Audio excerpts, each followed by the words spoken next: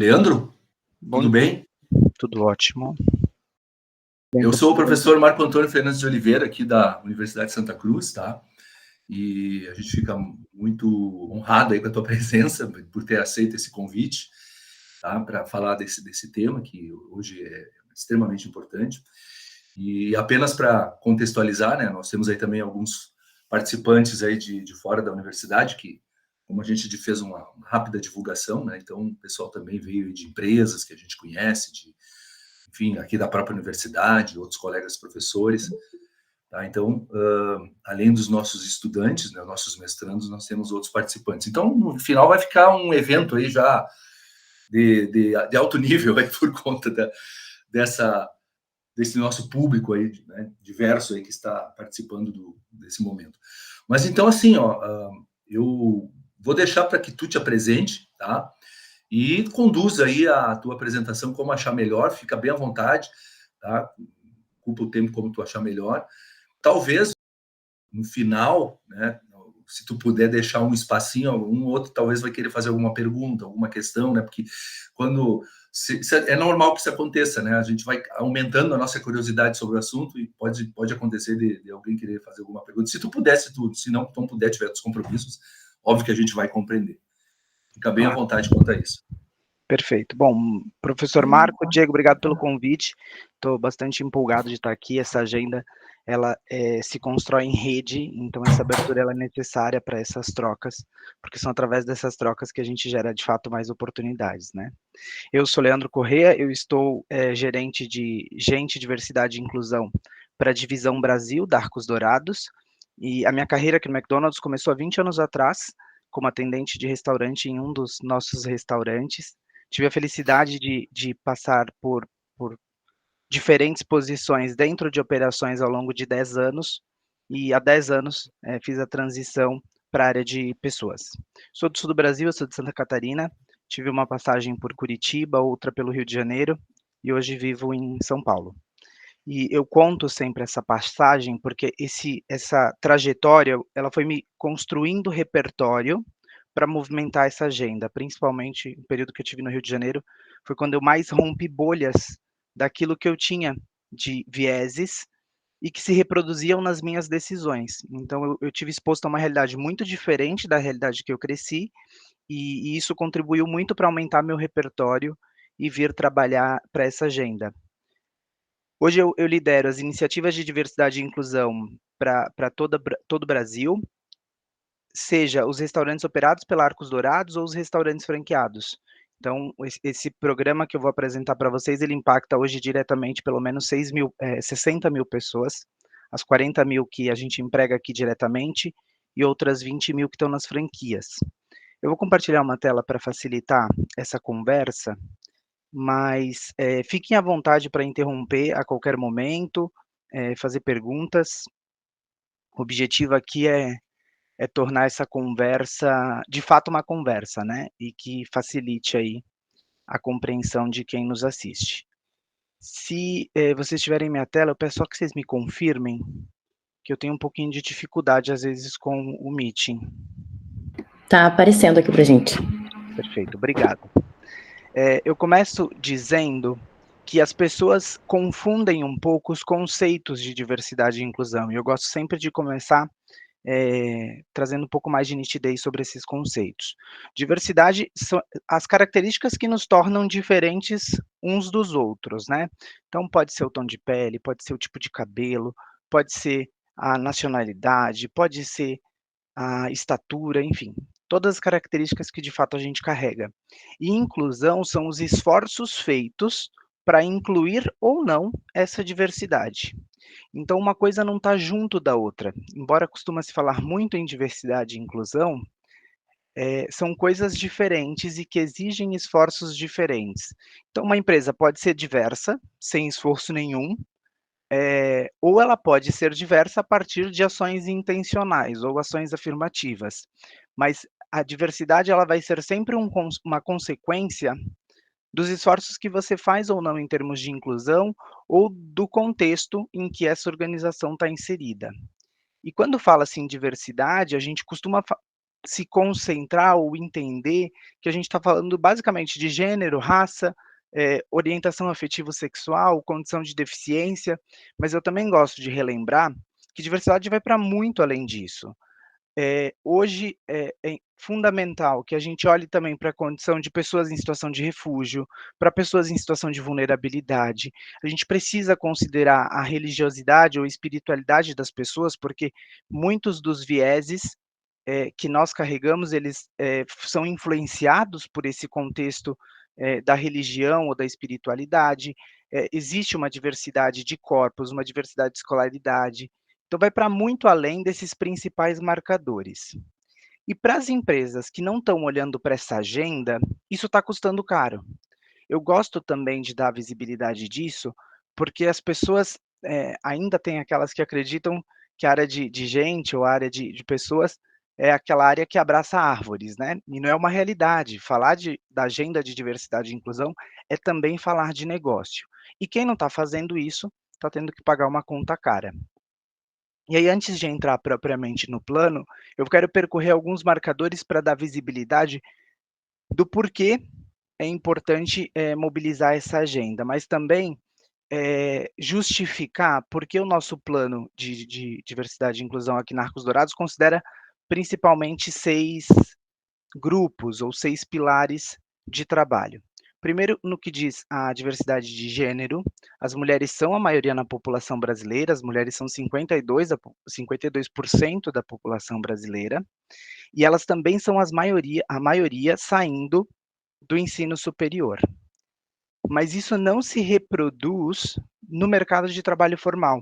As mulheres não conseguem ser a maioria no mercado de trabalho formal, principalmente pelo estigma da maternidade e por quanto as mulheres são penalizadas por isso, pelo mercado de trabalho como um todo, mas também pelo um contexto do patriarcado. A nossa cultura, a nossa sociedade brasileira, ela foi construída com base no patriarcado. Isso significa o quê? Significa que, por muito tempo, o poder e o controle esteve centralizado na mão dos homens. E esse contexto histórico, social, contribui para essa realidade em que hoje as mulheres não conseguem também ser a maioria no mercado de trabalho formal. E elas ainda recebem 35% menos que os homens.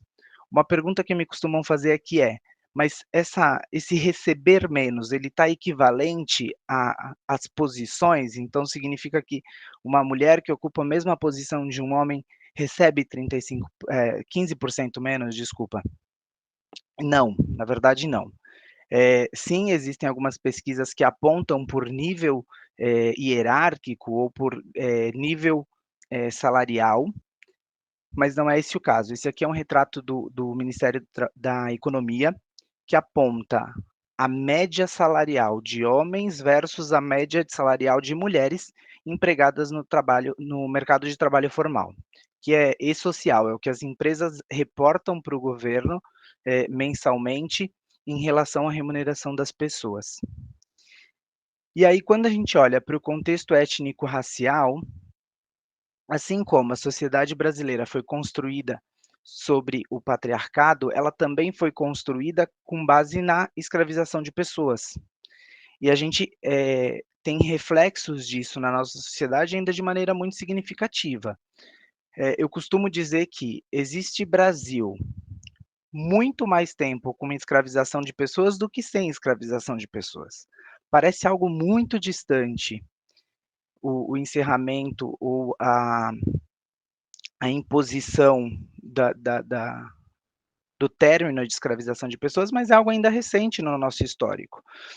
Existem 388 anos de Brasil com escravos e existe menos de 130 anos de Brasil sem escravos. Então é um passado ainda muito recente. Eu gosto de contar também que a princesa Isabel ela é pintada como a salvadora, né, das pessoas negras, e não é uma realidade. O Brasil foi o último país no mundo a abolir a escravização de pessoas. E o Brasil só fez isso pela pressão externa.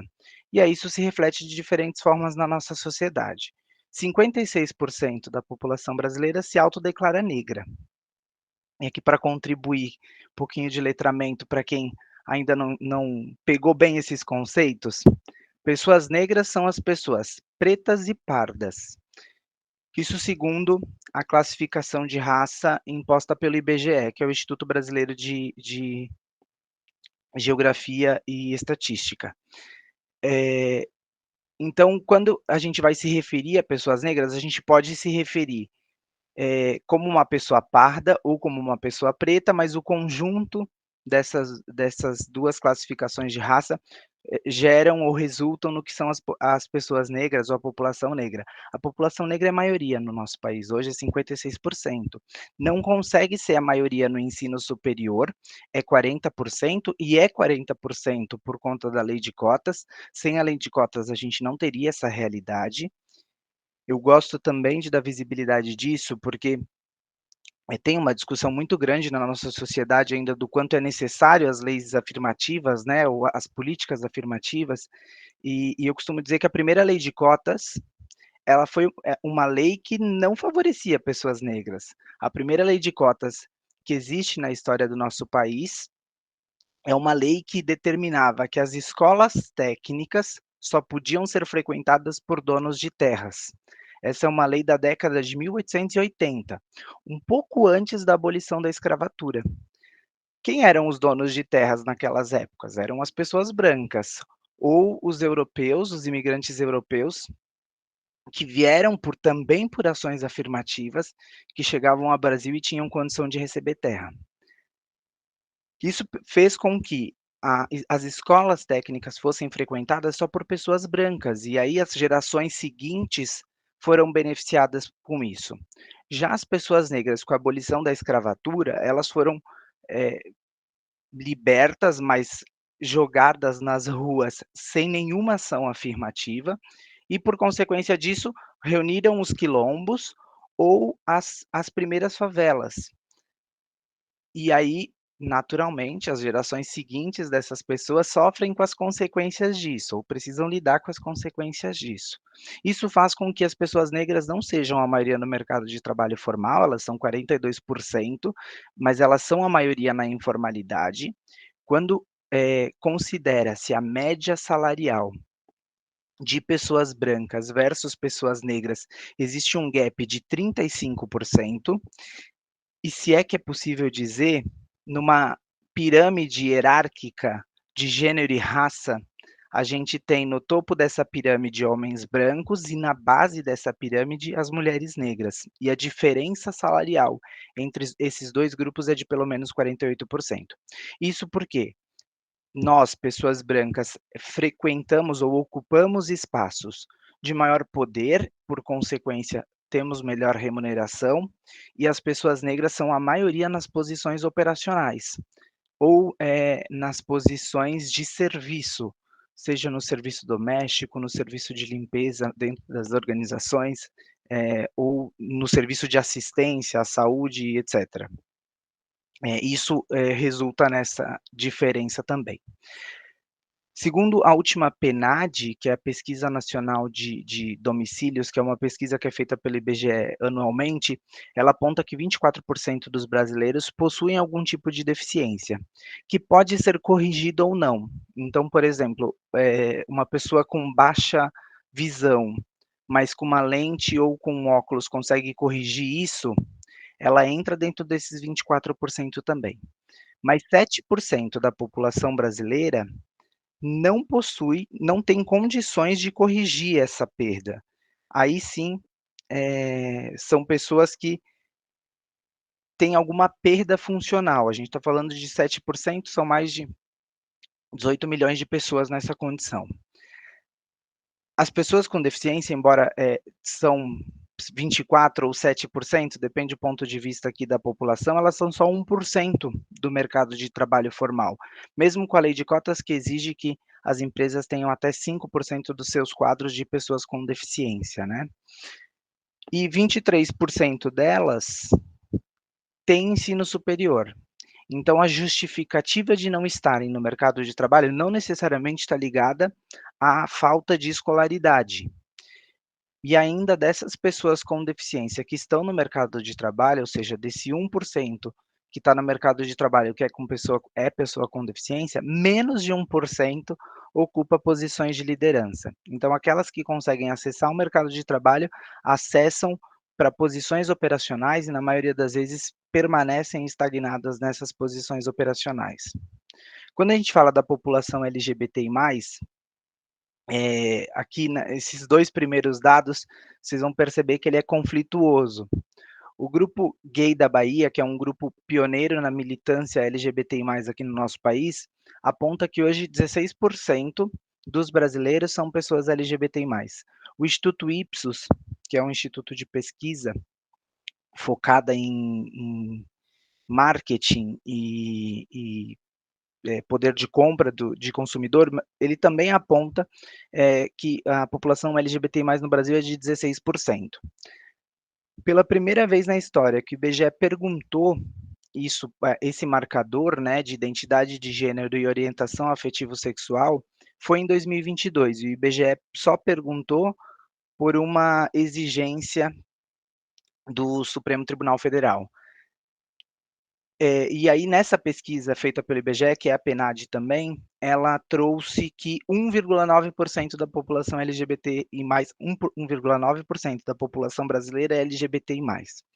Eu gosto de dar visualização desses 2 dados, porque mostra o quanto que a gente ainda tem que evoluir ou tem de espaço para evoluir nesse sentido.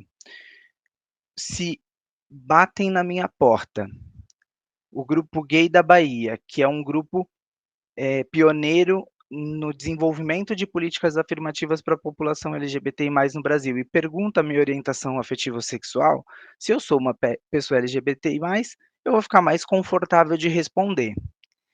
Se bate o IBGE na minha porta e pergunta para um familiar meu sobre a minha orientação afetivo-sexual, não necessariamente a pessoa vai ter essa resposta. Eu não sei quem aqui já teve a oportunidade de participar das pesquisas do IBGE, geralmente eles entrevistam uma única pessoa da residência.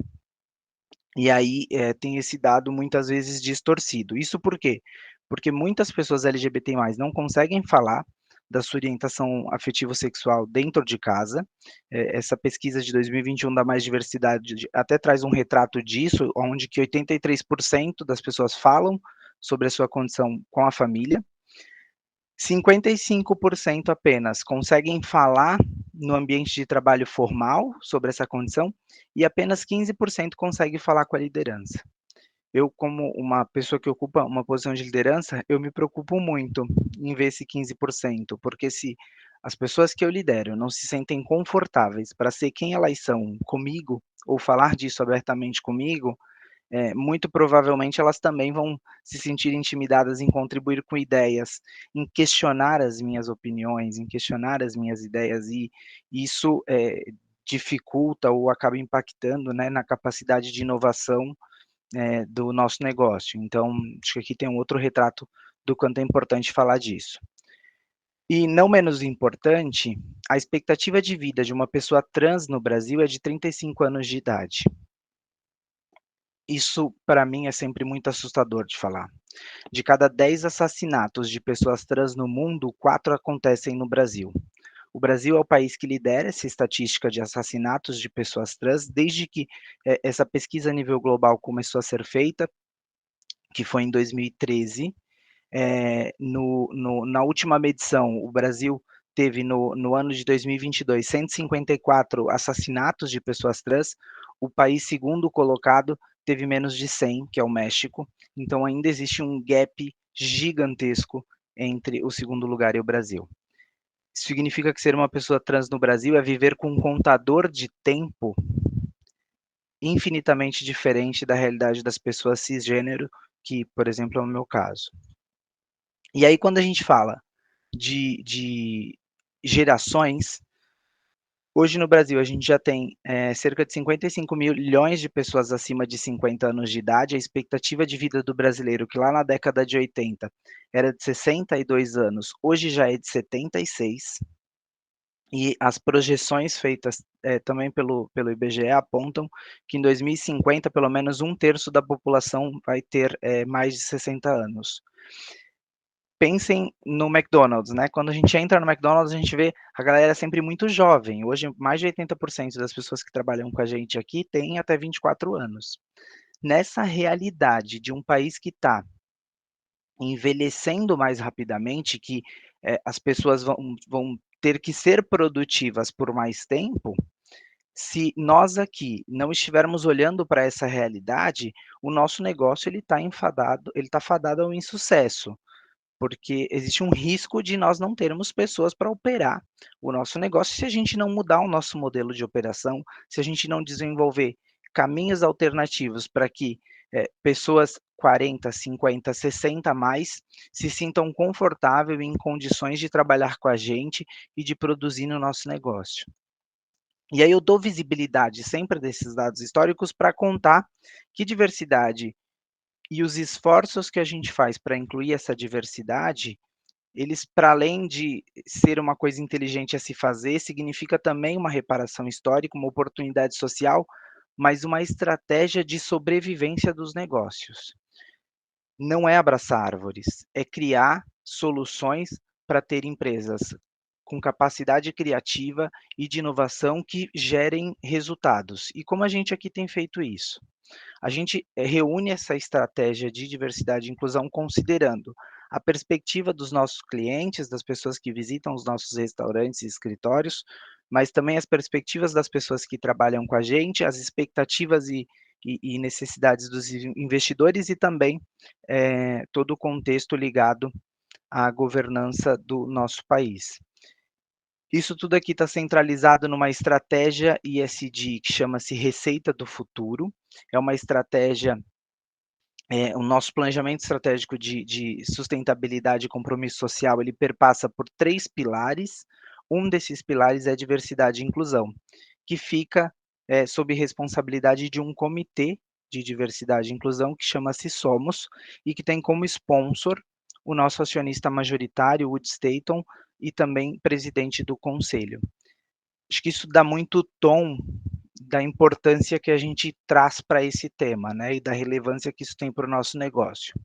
Como que essa estratégia foi desenhada? E aí, para quem tem se conectado pouco com essa agenda e pela primeira ou ainda entre as primeiras vezes tem contato com esse tipo de diálogo e de discurso, eu peço atenção aqui, porque esse exercício de construir uma estratégia e definir como que a gente ia realizar as ações e com o entendimento do porquê a gente ia realizar as ações, ele foi extremamente importante. Esse exercício aconteceu um pouco mais de 4 anos atrás, para direcionar os nossos esforços, mas também criar condições para poder medir os resultados desses esforços e dar visibilidade disso para toda a organização.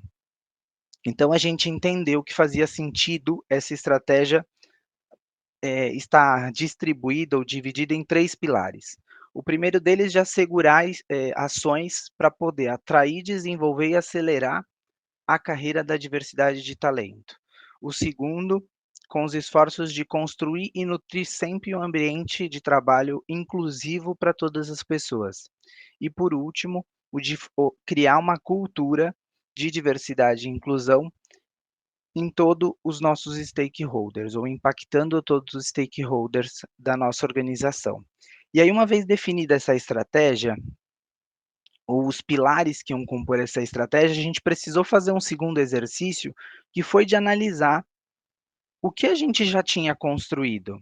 Afinal, como eu comentei, esse exercício aconteceu um pouco mais de 4 anos, mas a marca já está no Brasil há mais de 45 anos. E ao longo desses 45 anos, muita coisa foi feita também, né?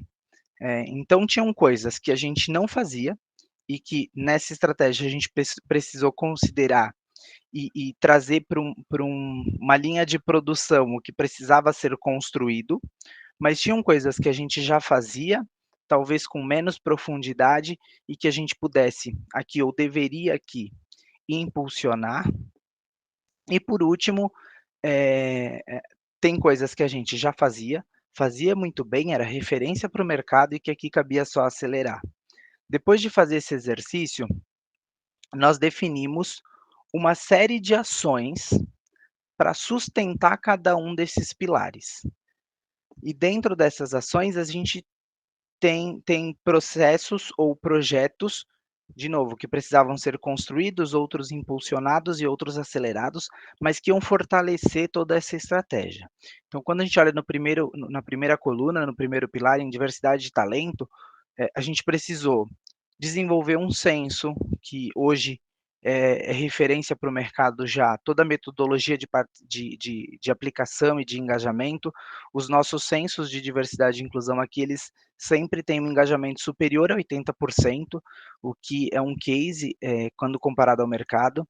A gente precisou desenvolver recursos para medir e acompanhar a diversidade nas diferentes etapas do processo de gestão de pessoas. Então, a gente precisou construir indicador para recrutamento e seleção, para remuneração, para benefícios, para as questões de saúde e assim por diante. A gente precisou letrar ou treinar a organização para as questões de diversidade e assim por diante. Quando a gente fala da segunda coluna de ambiente inclusivo, o que eu sempre gosto de destacar são os nossos esforços para oferecer um ambiente de trabalho seguramente psicológico para as pessoas. O que fala-se muito no mercado, mas conta-se pouco de como isso é feito, né? Aqui a gente tem, por exemplo, um canal de denúncia que a gente incentiva que as pessoas denunciem o tempo inteiro. E depois da construção desse planejamento, a gente revisou e construiu diferentes formas de trabalho ligado a esse contexto. Por exemplo, no passado, a gente entendia que o relógio de ponto era o único lugar do restaurante, dos escritórios, que todo mundo passava em frente. Então, em frente ao relógio de ponto, tinha um cartaz com o telefone, o e-mail e o site para realizar denúncias. E aí, na construção dos exercícios que sustentam essa estratégia, a gente também entendeu que, justamente por aquele lugar ser um lugar que todo mundo passava, não necessariamente as pessoas iam se sentir confortáveis de anotar o telefone, de anotar o e-mail. E aí a gente fez o exercício de refletir qual era o único lugar que as pessoas podiam ficar sozinhas de fato. E existe só um lugar mesmo, são as cabines sanitárias, né, as cabines individuais dos banheiros. E hoje todos os banheiros, sem exceção, atrás da porta, levam o telefone, o endereço de e-mail e o site para fazer denúncias. Justamente com o intuito de criar melhor condição para quem está se sentindo oprimido de alguma forma, registre o caminho para fazer essas denúncias e assim o façam. Ao longo dos últimos 4 anos, em todas as falas da alta liderança, presidente, vice-presidentes e diretores, quando direcionada a um grupo de pessoas numa reunião, num evento, a gente sempre tem um espaço reservado para lembrar que essa é uma companhia que não tolera nenhum tipo de discriminação, nenhum tipo de assédio, e que as pessoas têm obrigação de denunciar isso. Esse exercício, por exemplo, ele fez com que as denúncias crescessem pelo menos 8 vezes. E crescer um volume de denúncias em 8 vezes significa que a gente teve que treinar mais pessoas investigadoras, teve que aumentar o time que faz essas investigações e acompanha os planos de ação, a gente teve que ir atrás de mais orçamento, porque numa companhia como a nossa, capilarizada, em que você tem restaurantes espalhados por mais de 400 cidades, quando você recebe uma denúncia lá em Belém do Pará, você tem que deslocar alguém daqui de São Paulo para lá, para investigar isso, por exemplo. E aí, então, quando a gente conta aqui que existe uma política de tolerância zero, vai para muito além disso, assim, né? São infinitos esforços que a gente teve que construir para também criar essa relação de confiança com as pessoas em contarem para a organização o que porventura elas estão vivendo. Então, é um trabalho de muito esforço que envolve um time imenso aqui, que o realiza e que realiza com muita qualidade, que impacta a organização de diferentes maneiras. Quando esse plano foi construído, o tempo de investigação e resolução, o SLA médio, era de 107 dias. A gente teve que construir meta disso, treinar as pessoas, acompanhar. Hoje a gente já está em 37. A nossa expectativa até o final de 2025 é trazer esse número para menos de 20. Quando a gente fala 20 dias, né, de recebi a denúncia, eu investigo, eu resolvo e eu finalizo o plano de ação. Denúncias de racismo, de sexismo, de capacitismo, que é o preconceito da pessoa com deficiência, de LGBTfobia, são, denúncias que têm como meta o SLA de 7 dias. E quando eu falo meta de SLA, é meta de todo o time de investigações, que são consultores de gente, diversidade e inclusão, gerentes de recursos humanos ou business partners, que têm esse papel aqui na organização. E aí, quando a gente fala do último pilar, que está ligado à cadeia, à sociedade e alavancar a cultura de diversidade e inclusão em todo o mercado, a gente se filiou a diferentes fóruns empresariais, a diferentes movimentos empresariais que olham para cada um dos marcadores que estão representados nessa estratégia. E ter isso desenhado literalmente, né, nesse frame, nesse quadro de referências, foi importante para organizar uma linha do tempo, um roadmap de como essas ações iam ser desencadeadas ou distribuídas, desenvolvidas, aplicadas para dentro da organização. Eu costumo dizer que isso aqui facilitou muito o meu trabalho de controlar a ansiedade das pessoas, porque as pessoas viam o mercado fazendo algumas ações e tinham expectativa que a nossa empresa reproduzisse essas ações.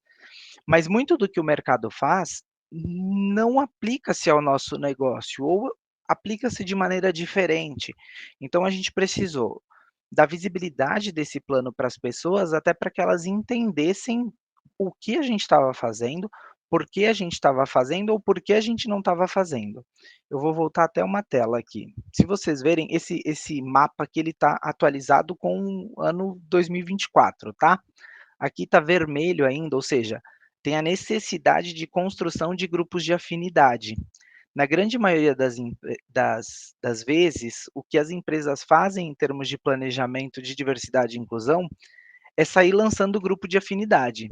Lá atrás, quando a gente foi construir esse plano, a gente entendeu, com diversos benches e pesquisas que a gente analisou, que as empresas tinham um problema, que eram as pessoas dos grupos de afinidade frustradas porque não tinham orçamento ou porque não eram liberadas pela liderança para fazer as ações, porque faziam essa participação nos grupos de afinidade de maneira voluntária. E aí a gente entendeu que isso ia acontecer aqui também, porque tinham coisas que eram estruturantes nesse trabalho, que iam criar uma base fortalecida para uma atuação dos grupos de afinidade. O que significa isso? A gente tinha que resolver questões sistêmicas, a gente tinha que criar políticas, a gente tinha que revisar os benefícios, a gente tinha diversos processos que eram responsabilidade da organização, que não podiam ser imputadas a um grupo de trabalho voluntário. E aí a gente entendeu que não fazia sentido criar grupos de afinidade naquele momento. Agora, entrando no 5º ano desse trabalho, é que a gente vai efetivamente lançar os grupos de afinidade. É uma atividade que vai acontecer ainda esse ano. Porque a gente entende que agora sim a gente tem uma organização muito mais fortalecida para que um grupo de afinidade possa ter esse papel de grupo de trabalho, de atuar em ações de datas comemorativas, em movimentos e coletivos de pessoas que se reúnem para discutir questões de marcadores ou de características que elas têm semelhantes, mas que aquilo que é responsabilidade da organização já está construído ou melhor endereçado.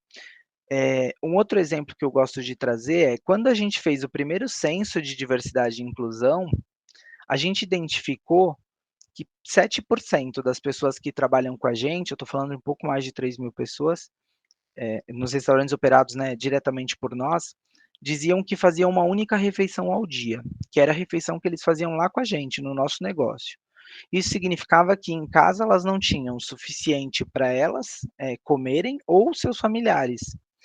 Uma das ações que a gente implementou foi o da cesta para mesa, que é basicamente um programa de acesso à compra de alimentos com parte subsidiado pela empresa para pessoas em situação de vulnerabilidade. Então não é um benefício que todo mundo tem acesso, é um grupo específico, mas é um grupo específico que tem essa necessidade. Eu costumo dizer que eu eu acredito, isso não está pautado em nenhuma pesquisa científica, mas das trocas que a gente faz aqui com o mercado, que essa é a única área de diversidade que está olhando para a quantidade de refeições que as pessoas fazem em casa. Mas justamente porque a gente fez um exercício de censo muito bem feito, a gente tem um retrato muito nítido de quais são os marcadores que as pessoas que trabalham com a gente carregam e o que elas precisam de solução. A gente lançou um programa de bolsas de estudos de um curso preparatório para o Enseja, que é um exame que o governo aplica todos os anos para pessoas que não têm ensino médio, e se aprovadas nesse exame, as pessoas recebem o certificado de ensino médio, sem frequentar a escola regular ou sem frequentar a educação de jovens e adultos, mas naturalmente, se a pessoa não estudou, ela vai para uma prova, ela não consegue aprovar. Então, a gente construiu uma solução de um curso preparatório para essa prova, porque justamente a gente identificou no censo que mais de 13% das pessoas que compõem as famílias dos nossos colaboradores não tinham ensino médio. E a gente precisou construir uma solução para isso. Então, esse planejamento, ele exigiu muito esforço e muito intencionalidade da nossa parte, mas ele também facilita a construção e a execução das ações, porque a gente sabe o porquê que a gente está de fato fazendo isso, né? E aí a gente construiu diferentes ferramentas ao longo dessa jornada, né? A gente passou por um processo de revisão do nosso guia de normas de condutas, a gente criou uma trilha de cursos que a gente chama de fundamentos da marca, que são cursos obrigatórios de vieses inconscientes, construindo um lugar de trabalho seguro, respeitoso e inclusivo, prevenção à violência no local de trabalho, a gente tem uma política de assédio, de combate a assédio e discriminação, guias de diversidade sexual e de identidade de gênero, guia de equidade racial, de treinamento da pessoa com deficiência, que são documentos ou protocolos que contribuem com o desenvolvimento das pessoas que trabalham com a gente, mas também que demarcam quais são os combinados para se trabalhar nessa organização em relação à diversidade e inclusão como um todo. E aí, isso tem repercutido de diferentes formas, né? A gente tem recebido alguns reconhecimentos aí. No último ano, no ranking de diversidade da Great Place to Work, a gente figurou entre as melhores empresas para pessoas com deficiência, jovens potência, LGBTI+, e mulheres. A gente também recebeu destaque em saúde emocional nos últimos 3 anos dessa medição, mas no último ano em 3 diferentes categorias. A gente tem alguns selos de diversidade aí, por diferentes institutos também que têm reverberado como um reconhecimento a todo esse trabalho que a gente tem feito. Dito isso, eu encerro aqui a minha apresentação, deixando aqui o meu contato, as pessoas que quiserem conectar lá no LinkedIn, fiquem à vontade, está como Leandro Correa. E se a gente tiver tempo ainda, professor, estou super aberto aqui para atender as dúvidas e as perguntas que vocês tenham. Muito obrigado, Leandro. Realmente, né, a gente tendo essa visão toda e partindo, né, de uma empresa, né, a nível global, aí, de atuação global, né, mas a gente vê que tem muita coisa para fazer nas nossas empresas aqui ainda, né? E serve como benchmark, né? Então tem realmente uma trajetória aí a ser trabalhada.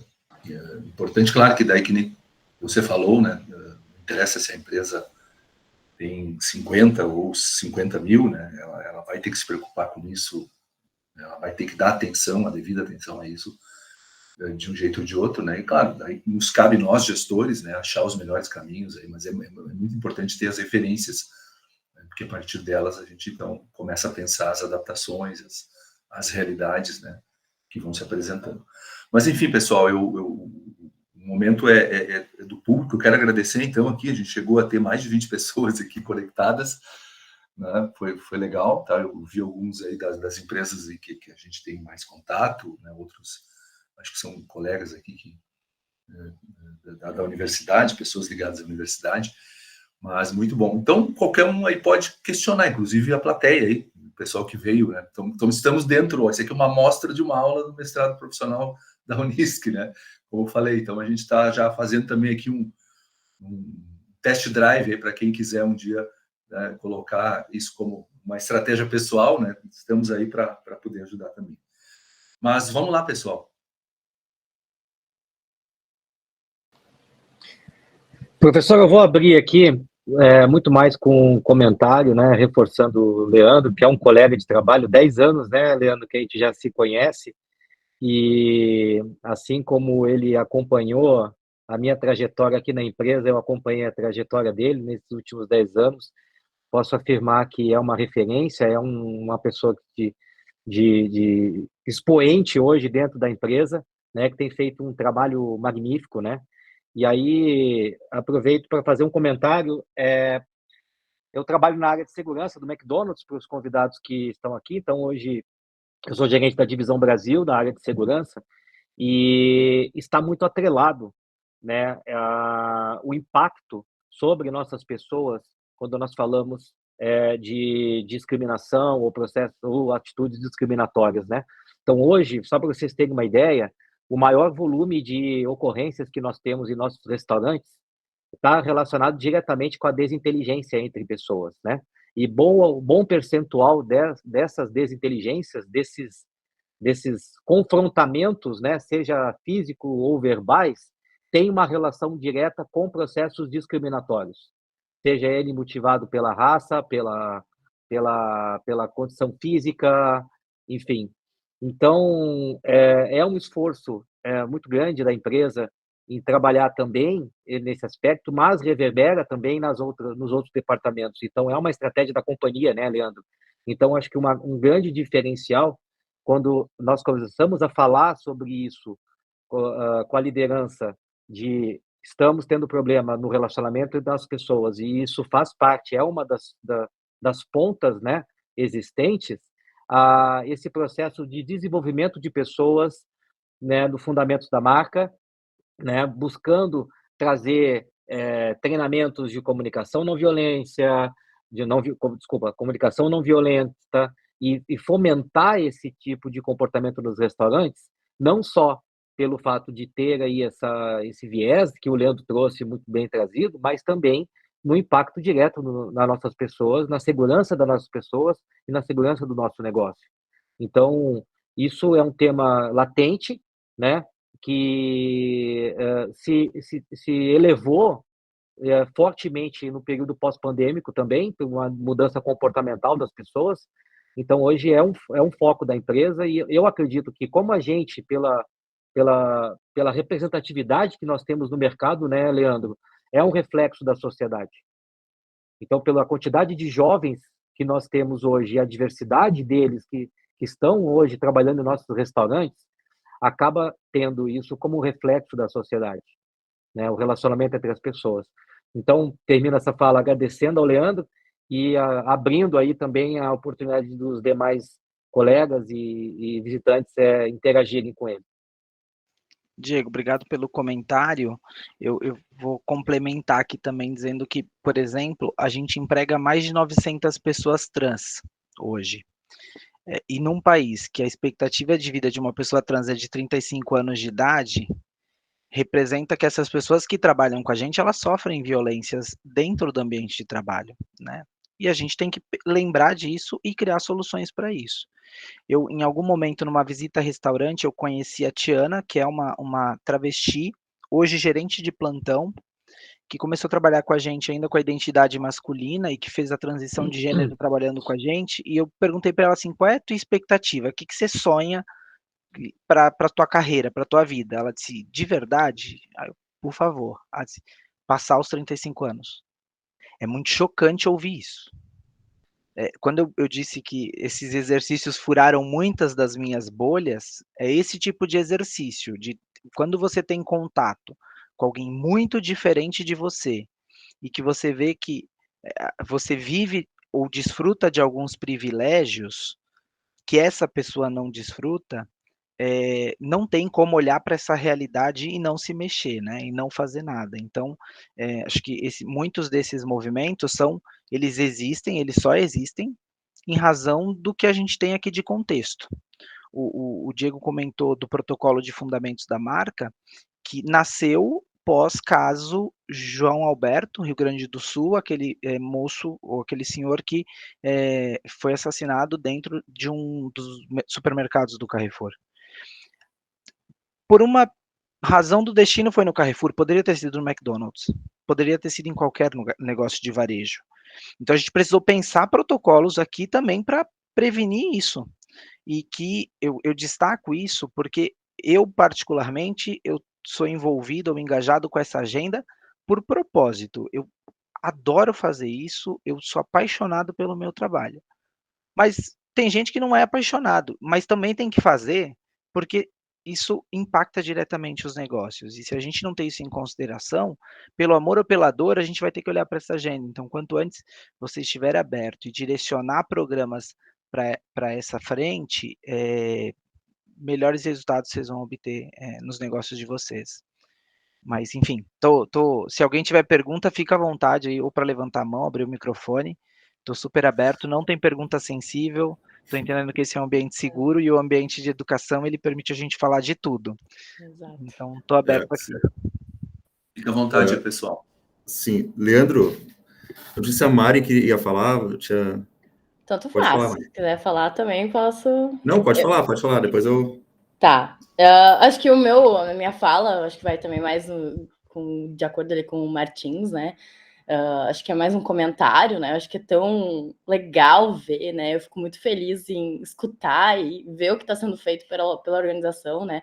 Acho que é um assunto que diversidade, eu acho que desde que eu começo a estudar gestão de pessoas alguns anos atrás, assim, é um assunto que é muito pautado, assim, como a gente fala em ESG, né? Então, existe uma onda, às vezes, né, no meio das organizações, onde as coisas ficam muito em pauta, ficam muito famosas, né? Elas querem fazer ações e tudo mais, mas é importante também ver esse trabalho, né, de perceber, assim, o que de fato vocês estão fazendo, né? E trazer os dados ali. Eu acho que quando começou a tua fala falando sobre os grupos, né, que são as minorias no nosso país, né, de falar das mulheres e os dados que reforçam aquilo ali que é real, entendeu? A gente não está falando sobre a nossa perspectiva, né? Eu falar sobre a luta, né, das mulheres no mercado de trabalho, falar de mulheres em cargos de liderança, né? A gente não fala muito sobre mulheres como CEOs, por exemplo, né? Por exemplo, o meu grande sonho, minha meta de vida é ser uma CEO, né? Chegar lá e essa é a minha meta e eu estou trabalhando para isso. Então, a gente não escuta pessoas falar, referências de pessoas, e muitas vezes a gente tem que trazer também os dados para colaborar com essa nossa visão, porque as pessoas, elas não querem escutar, né? E as organizações, elas são o reflexo da nossa sociedade. Então, se a gente não trabalhar já nas nossas organizações, nas nossas instituições, né? Então, a gente vai ter um grande problema aí para frente, né? Eu gostei muito da questão do letramento na organização em relação à diversidade e inclusão, né?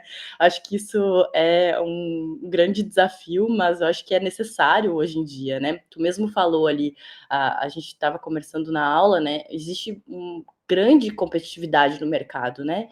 E se tu não vai olhar para as pessoas que se constituem na tua organização e os problemas que elas trazem consigo, porque a gente hoje não é mais a questão assim, tu tem um problema pessoal, tu vai chegar na tua organização, no teu emprego, tu vai largar tudo que tu tá passando fome, que tu não tem ali os alimentos, né, do teu dia, tu come uma vez no teu dia, daí tu vai trabalhar com fome. Como é que tu vai trabalhar com fome? Tu vai ficar cansado, tu vai ficar de mau humor, né? Vai acontecer alguma coisa lá com o teu colega de trabalho e tu vai ser ríspido, né? Então, olhar para isso também, hoje em dia, é um grande desafio nas organizações. Eu acho que ter as pessoas mais engajadas vai ser um ganha-ganha, né? E depois, que nem tu comentou ali, né, Leandro, da questão de ajudar as pessoas a ter o seu diploma, né? Quantas pessoas que desistem, né, às vezes chega até o fundamental, desiste, não consegue finalizar o ensino médio, já tem um impeditivo aí para conseguir um bom emprego, daí tem que começar por um emprego que talvez não aceite, né, ou pessoas que não têm essa educação. Então, a empresa também olhar para isso, dar as oportunidades, né. Um exemplo também bem simples, básico, porque eu sou uma pessoa de privilégio, né, eu entendo hoje que eu tenho esse lugar, eu ocupo esse lugar, mas entrar no mercado de trabalho é muito difícil para o jovem também, porque não tem experiência. Então, as empresas elas têm que olhar também e dar esse espaço para o jovem poder errar, entendeu? Eu acho que existe ainda muito essa concepção, vamos olhar o currículo do jovem de 16 anos, 18 anos, né? Cara, tá iniciando, você tem que dar oportunidade, né? E às vezes tem facilidade em moldar aquela pessoa para ela ser quem tu quer que ela seja, né? E auxiliar ela no processo. Então, acho que é muito legal, assim, ver os fatos, né? Ver as ações ali, quando tu mostrou também aquele roadmap ali das coisas que vocês fizeram, acho que também concretiza muito essa questão de falar sobre diversidade e inclusão, que eu não via há muito tempo, né? Às vezes o conceito de diversidade e inclusão na gestão de pessoas, ele é muito bonito, né? Mas o que a gente de fato pode fazer? Né? Quais as ações que a gente pode colocar, né? A questão do letramento foi uma coisa que me chamou muito a atenção, né? Como é que pode ser esse letramento, né? Como é que a gente pode colocar? São palestras, nós vamos fazer isso como parte do nosso processo, não só trazer uma pessoa para falar de vez em quando, né? Que eu vejo muito em grandes empresas, às vezes, traz o fulano no mês tal, né? Para falar que é a conscientização daquele mês. Não, isso tem que ser diariamente, a liderança tem que falar sobre esse assunto, a liderança também tem que transpor nos valores dela essas questões todas, né? Então, acho que é um desafio enorme para a organização, faz parte da cultura organizacional e faz parte das pessoas que vão estar ali representando aquilo lá, né? Então, acho que ver isso aí que o MEC está fazendo, acho que é uma questão que deu um quentinho no coração, sabe? Dá até vontade de novo de trabalhar em gestão de pessoas, mas enfim, vai aí os meus comentários e como eu estou feliz em ver essas questões todas e o que a gente pode aprender, né? Obrigado pelo comentário, Mari. Sobre o letramento, vou também trazer um pouco mais do que tem sido a nossa experiência. É letramento literalmente para todas as pessoas, porque não dá para trabalhar a agenda de diversidade pensando só nos grupos historicamente minorizados. A gente tem aqui, por exemplo, uma realidade de 70% da diretoria ser homens brancos. E a gente vai continuar com essas pessoas, porque elas fazem excelente trabalho. Então a gente não pode ignorar a história delas no nosso negócio. E aí eu tenho que construir ações para letrá-las também, de como a partir do lugar deles, eles podem gerar oportunidade para pessoas com características diferentes, como eles podem contribuir para o desenvolvimento de mulheres, para que mulheres possam ocupar esse espaço de liderança também, de alta liderança, como que eles podem impactar para que pessoas negras possam ocupar esse espaço também. E aí isso tem que ser feito, esse trabalho, por parte dos profissionais de gestão de pessoas, tem que ser feito com muito respeito e com muito acolhimento. Eu não posso ignorar a ignorância alheia, né? Eu tenho que contribuir também para o desenvolvimento dessa pessoa, para que ela possa compartilhar desses princípios que a gente carrega como organização, mas também desse que é um planejamento estratégico da organização, ele não é um planejamento da minha área, né? Eu contei aqui o que é uma das estratégias da Arcos Dourados para vocês, e não uma estratégia da minha área só em específico, né? E aí não dá para nós, profissionais de gestão de pessoas, apontar a ignorância alheia nesse sentido, é acolher, educar, para a gente poder construir junto, né? Bom, Leandro, primeiramente, parabéns pela iniciativa, muito legal a tua apresentação, assim, porque tu trouxe dados, né? E assim, eu sou advogado desse sindicato, tá? Sindicato dos Trabalhadores dos Correios. E uma questão que tu colocaste ali, que me chamou a atenção, sobre essa preocupação com tolerância zero, né? No assédio. E eu vejo que isso é um gargalo nas instituições, assim, porque o assédio, ele nunca, o assédio moral, né, falando assédio moral, ele nunca se dá em público, né, então ele é muito, muito difícil de ser comprovado. Já tive algumas situações que nós judicializamos, questões de trabalhadores que nos trouxeram, porque, infelizmente, a empresa da qual o sindicato, né, que eu trabalho atua, ele não é tão efetiva nessa. Eu achei impressionante essa questão que tu falaste ali do 37 dias, né, do fechamento de um processo. Exato. É muito, muito bom mesmo, porque eu vejo na realidade que isso, assim, em outras empresas não se concretiza, né? Então, eu achei muito, muito legal mesmo essa iniciativa e essa atenção, né, que vocês estão dando para essas questões. Mas eu queria ver, assim, até vendo na prática, Leandro, não sei se poderia nos trazer isso, quais os desafios dessas investigações que vocês têm aí, não sei se poderia trazer alguma situação nesse sentido, os desafios na prática mesmo dessa investigação, porque eu vejo que muitas vezes, assim, nós temos que ver, separar, né, o que é um assédio efetivo do que é uma discussão entre pessoas, né? É um ponto muito sensível, né, Leandro? Sim. Hoje, o nosso maior desafio é o volume. Cada uma exige um processo de investigação, a construção de um relatório de investigação e o fechamento disso. Então, tem um protocolo que é um protocolo trabalhoso, que a gente construiu aqui, e que para esse volume é de longe o maior desafio. Mas a gente não frustra as pessoas ou não dá visibilidade desse desafio para as pessoas, porque a gente precisa que as pessoas de fato confiem no canal. E então a gente precisa que as pessoas denunciem. Enquanto tiver volume, a gente vai ter que continuar tratando, porque significa que as pessoas estão confiando na eficiência desse canal. Mas num país das dimensões do nosso, atender esse volume de denúncias realmente é um desafio gigante.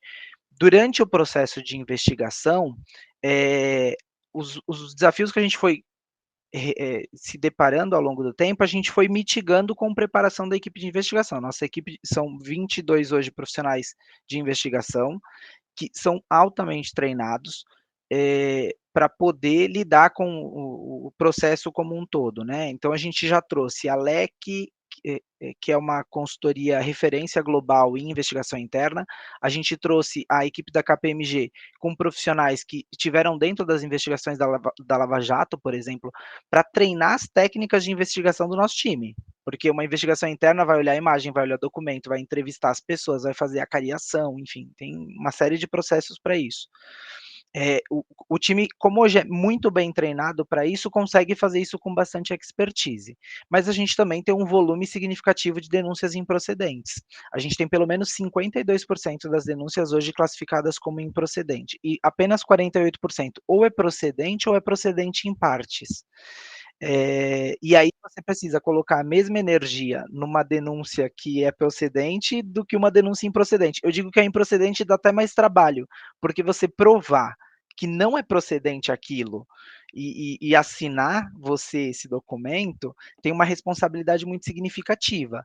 Então, acho que os desafios que a gente foi lidando ao longo do tempo, a gente foi mitigando com preparação da equipe, e hoje tem um desafio que é de dar visibilidade do que deveria ir para o canal e o que deveria ser tratado com a liderança, e também de fazer as pessoas entenderem que o denuncismo, ou essas denúncias para tentar prejudicar outra pessoa, elas não ficam impunes. Então, a gente ainda não tem a melhor receita de como lidar com essa situação, assim, com esse perfil de quem usa do canal para prejudicar outra pessoa. Então, eu diria que esse é um desafio ainda que a gente está tendo que lidar aqui.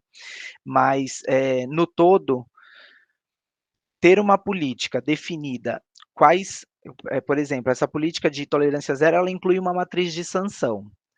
Comportamentos pontuais, sem documentos, a primeira sanção é uma advertência.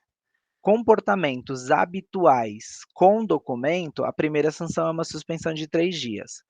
Comportamento que a gente chama complexo, que é racismo, LGBTfobia, sexismo, comportamento complexo, sem documento, sem imagem, sem uma testemunha, enfim, que você tem só a declaração da vítima, a primeira sanção já é uma suspensão de 3 dias. Comportamento complexo com documento, a primeira sanção é justa causa. Então a gente já tem isso definido, já tem isso combinado. Então, por exemplo, a gente já se deparou aqui com uma liderança sênior, um executivo de muita responsabilidade dentro da organização, com uma história gigante com a gente, envolvido em um caso de assédio, que quando a gente olhou para a denúncia e não olhou para a pessoa, olhou para a denúncia, olhou para a investigação e olhou para a matriz de sanção e viu que a primeira sanção era o desligamento, não permitia ninguém questionar, porque já tinha esse combinado anterior. É claro que teve gente que ficou bloqueado até de, nossa, mas fulano tem certeza? Não, não é certeza, está na matriz de sanção. Então, como a gente vai fazer esse desligamento agora impactar menos no nosso negócio?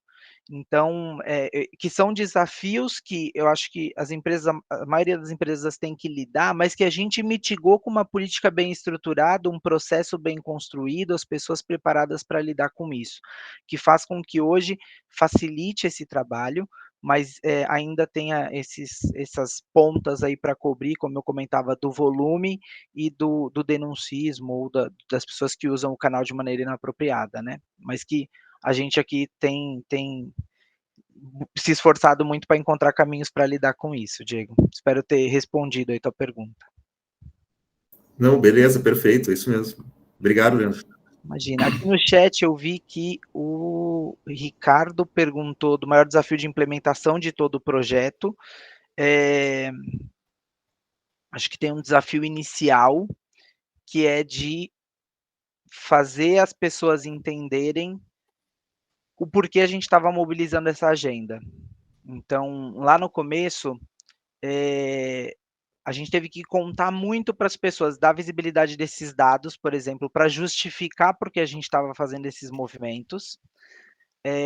Existia uma preocupação, principalmente daqueles grupos que desfrutavam de alguns privilégios, de que talvez eles não fossem mais ter oportunidades na organização, traduzindo aqui literalmente será que agora a empresa vai só promover mulheres? Será que a empresa só vai promover pessoas negras? Como é que é isso?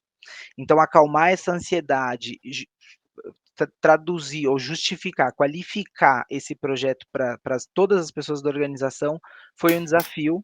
Então, a gente lidou com isso com muita transparência, então dando muita visibilidade do porquê a gente estava fazendo como estava fazendo. Um segundo desafio é que quando a gente mobiliza a agenda de diversidade, a gente mobiliza ou a gente impacta as crenças das pessoas.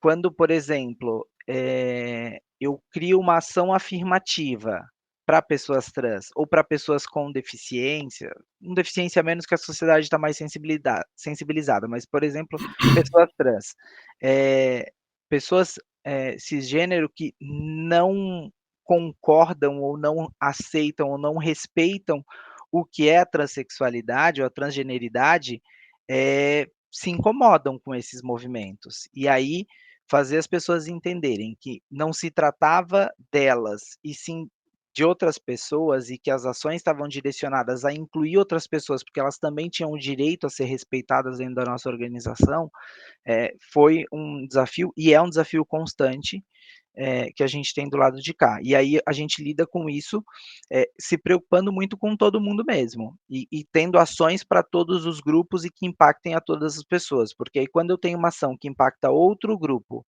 mas não me impacta, eu fico menos desconfortável, porque eu sei que também vai ter algo para me incluir no negócio como um todo. Então, lidar com essas crenças, com os vieses que cada um carrega, é um desafio constante de todo o projeto, viu, Ricardo? Espero ter respondido. A Cristiane no chat perguntou sobre que instituições que pode se buscar mais do conhecimento da temática. Eu vou deixar uma dica aqui que acho que vale ouro, de um conteúdo muito rico. www.boramover.com.br, é um game de letramento racial, boramover.com.br. É um game de letramento racial de 10 jornadas, muito dinâmico, muito simples de navegar, rapidamente você consegue absorver conceitos importantes e ter um pouco de contexto histórico que vai contribuir para impactar no entendimento do que se trata a inclusão étnico-racial. Mas também Escola Berge, a Berge, Associação Brasileira de Comunicação, tem um curso fantástico de diversidade e inclusão nas organizações. Então, para quem busca algum curso de extensão, essa é a minha indicação. E dentro da plataforma do McDonald's, receitadofuturo.com.br, receitadofuturo.com.br, a gente tem uma plataforma também da nossa Universidade Corporativa de cursos livres. dentro dessa plataforma vocês vão encontrar diferentes cursos que trazem mais desse contexto e até mais do contexto prático, né, de como traduzir para projetos e ações toda essa intencionalidade que a gente falava por aqui. Acho que eu respondi todas as perguntas aqui do chat também, professor.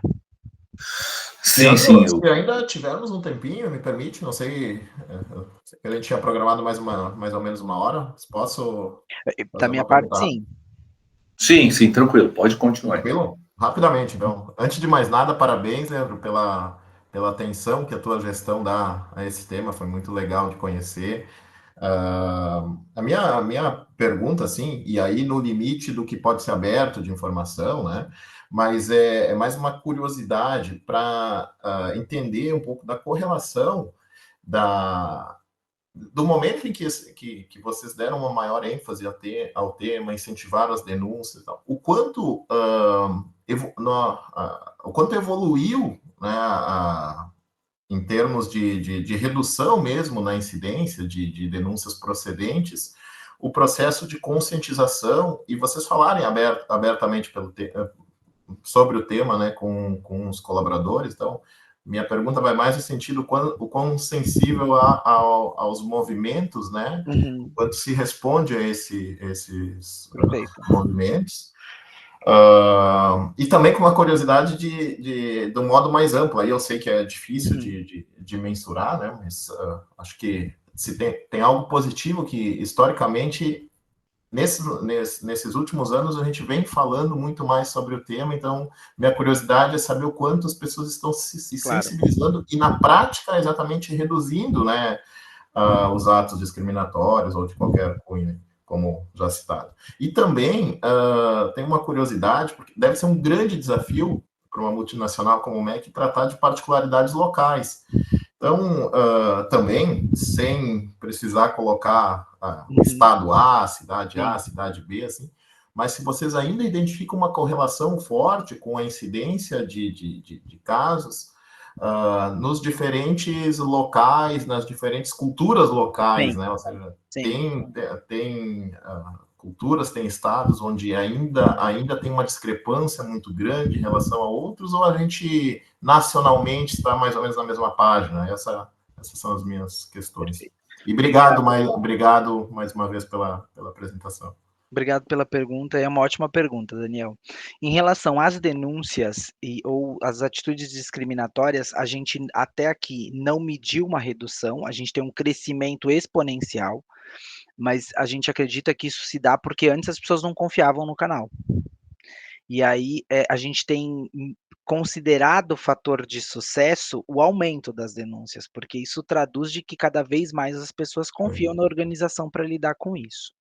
Agora tem um dado interessante, em 2022, a gente fez uma pesquisa que uma das perguntas era, nos últimos 6 meses, você presenciou alguma atitude discriminatória? 82% respondeu que não. Em 2023, nos últimos 6 meses, você presenciou alguma atitude discriminatória? 90% disse que não. Agora, em julho de 24, a gente reaplicou essa pesquisa e 93% disse que não. Então, existe esse é um dos indicadores, por exemplo, que tem nos dado a crença, ou tem nos gerado a informação de que as atitudes discriminatórias estão reduzindo, mas o canal de denúncia em si, não. Ele cresce, a cada mês cresce, a gente ainda está nesse crescimento exponencial mesmo.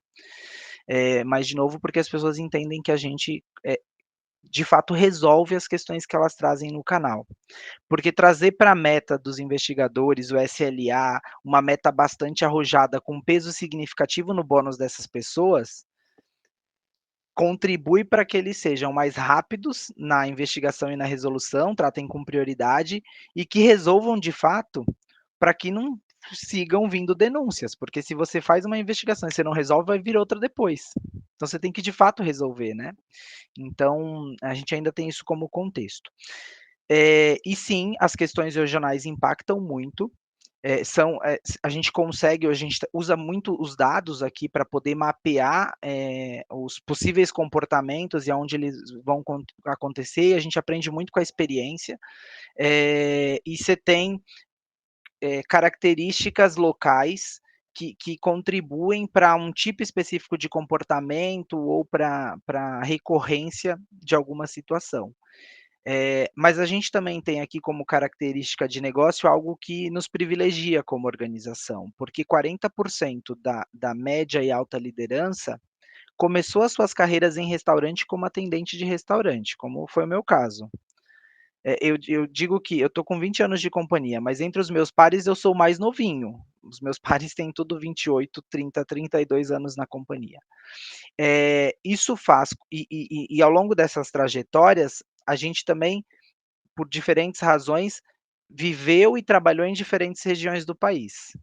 Então a gente consegue ter um repertório maior para lidar com essas questões locais, de conhecer o negócio, de conhecer cada uma das particularidades do negócio, ou como os comportamentos se dão dentro da nossa organização, e o que nos permite construir ações também personalizadas, ou direcionadas para cada uma dessas regiões. E a partir da análise de dados, a gente também vai construindo soluções direcionadas a cada realidade. Existe a política que é universal, existe os programas de treinamento que são universais, mas via consultores de gente, diversidade e inclusão, que são business partners com foco em diversidade e inclusão, digamos assim, que a gente consegue olhar para essas questões locais, porque também são as pessoas que investigam as denúncias, são as pessoas que constroem os planos de ação, monitoram os planos de ação, e aí conseguem construir ações preventivas para lidar com essas questões regionais.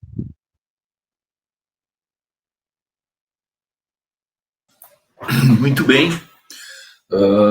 Pessoal, assim, a gente não quer explorar o nosso palestrante aí, tá? Mas a gente ainda tem um fechamento aí de aula, né? Então, a minha ideia seria concluirmos, tá? A menos que alguém tenha uma questão muito rápida aí, né? Mas a ideia é a gente concluir. De qualquer forma, assim, foi, né? Já vou antecipando, Leandro, extremamente rica aí a tua fala, porque ela é recheada de dados impactantes, né? E eu acho que esse é o ponto de partida para encaminhar qualquer melhoria. A gente discute isso muito no nosso curso, né? Não briga com a realidade, né? Traz ela pode ser hostil, ela pode ter números que a gente até nem concorde ou duvide, não interessa. Vai à luta, busca das fontes que tu entender as mais fiéis, mas as mais, né, que tu possa, a partir dali, tomar atitudes de resolução de problemas, né? Só eu tinha uma perguntinha ali, só de curiosidade, tá? Eu vi ali numa das tuas trajetórias, o método da Cumbuca é aquele que as pessoas lêem um livro e depois sorteia quem vai apresentar? É aquele mesmo? É isso mesmo, tá? É isso mesmo. Eu participei muito disso aí. Eu não lembro o nome do professor, é um professor brasileiro. Falcone. Isso, Falcone.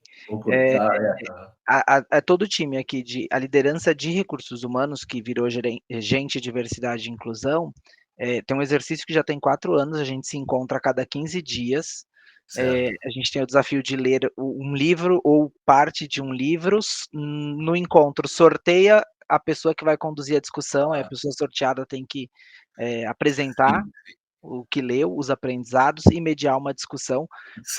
É um dos métodos que mais tem contribuído para fortalecer esse grupo em termos de conceito, de entendimento, para disseminar tudo isso na organização. Sim. Inclusive, eu participei disso aí, justamente a gente, na época que eu trabalhava numa multinacional aqui na cidade de Santa Cruz, né?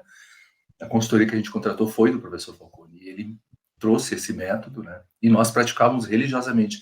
Foi revolucionário. Uma coisa simples, né? Que nada mais é do que dar um livro. Todos os colaboradores, todos que queriam participar, as gerências todos participaram. Todos ganharam um livro, e aí cada semana, ou cada 15 dias, mais ou menos como você relatou, né, fazia a leitura de um capítulo, e depois era sorteado quem apresentava. Então, aquele tinha que apresentar, e daí os outros iam contrapondo, iam dizendo que se entenderam daquele jeito, entenderam do outro, e havia sempre um processo de convergência, né? realmente foi assim, revolucionário, e eu fico, isso já faz mais de 20 anos, tá? Então, eu fico feliz em ver que o método ainda sobrevive e ainda causa resultados, né? Muito legal isso aí mesmo. Sim. Bom, pessoal, então assim, ó, nós vamos agradecer, né, a presença, então, do Leandro.